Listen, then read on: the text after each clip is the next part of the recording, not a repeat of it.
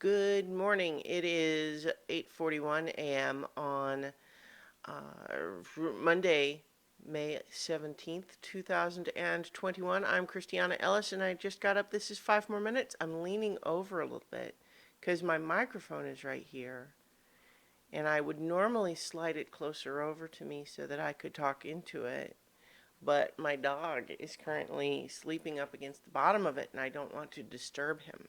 So that's why you get a slightly off-center uh, video today. I feel a lot better than yesterday. Yesterday I felt, kind of better as the day went on, generally speaking, but I was still pretty tired all day from not having slept very well. Last night I slept a lot better, although I inadvertently almost slept too late this morning, or almost too late. I mean, it's relative, like how late is too late? Mm. Well, dog moves, so I'm gonna. Um, Later than I meant to, past the time that I intended to set my alarm. I inadvertently, in my sleepiness, set an alarm for 7:30 p.m. rather than a.m. and it turns out not the same. So, but I did sleep much better. Although, like the last little bit before I did finally get up and realize that it was past when my alarm should have gone off, was there was a weird delayed period where I kind of still sort of, I was kind of half asleep, half dreaming, where I kind of kept thinking, wait, no, I'm definitely in my bed and I should be moving to get up, but I'm kind of like, it's hard to explain because I kind of would have these sort of brief abortive attempts to get up where I would attempt to sit up or move or look out the window or pet my dog or something like that. But then I would like do that for a second or two and then realize, wait, no, I didn't actually move at all. I just sort of imagined in my head that those things happened. um, but I did eventually get up, as you can see, and I felt just kind of the urge to go ahead and just like get showered and like wake myself up and feel coherent and conscious. And um, part of that was because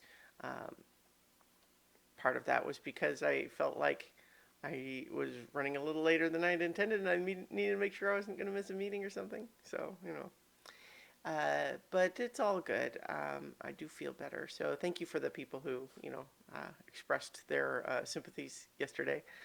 Um, let's see. Last night I watched a movie called F is for Fake. And this is a movie that I had actually been aware of for a long time and always thought would be interesting, but it just never kind of made a point of seeing it until last night. This is a movie directed by and starring Orson Welles, but it's not like a fiction narrative movie. It's kind of a documentary, but it's also kind of not. Um, it was even at the time Orson Welles said of it that it was a new kind of movie, and I've heard people describe it like a film essay, and I could see that. Honestly, it wasn't quite what I had been led to believe that it was, but it was still pretty good. So the basic concept here of what this movie is that it is about fakery, surprise from the title. But oh, my dog's got something over there. But the way that this fakery like is presented, the idea first of all is that we've got, here's this guy. He is reputed to have been one of the most prolific and successful forgers of fine art in the world. How do we know this? Well, there's a guy who wrote a book about him. But wait, did that guy who wrote the book actually like verify any of that? How much of this whole story was actually the two of them working together to invent that? Because this other guy that wrote that book about him also had previously written an authorized uh, biography of Howard Hughes that Howard Hughes himself said, "What? No, I don't even know that guy." And so and then he had later admitted that it was that he had made it all up, and then lots of back and forth over like what does it mean, like what does fake art mean, because like it's one thing to say, you know, basically the idea of like, well, let's see, one person paints a picture, right, and then someone else produces an expertly skilled recreation of that same picture.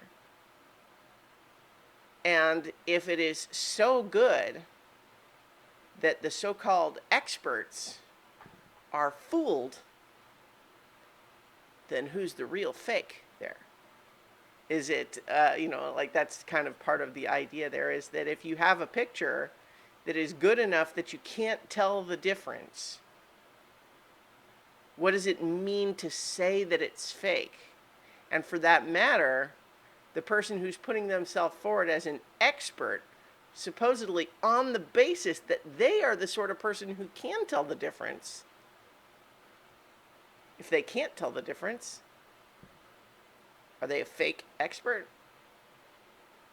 I think it, and so the movie explores a lot of those sorts of things, which in a way that I found pretty entertaining. Um, yeah, so I'll go ahead and leave it there, and I will talk to you all tomorrow for 5 more minutes.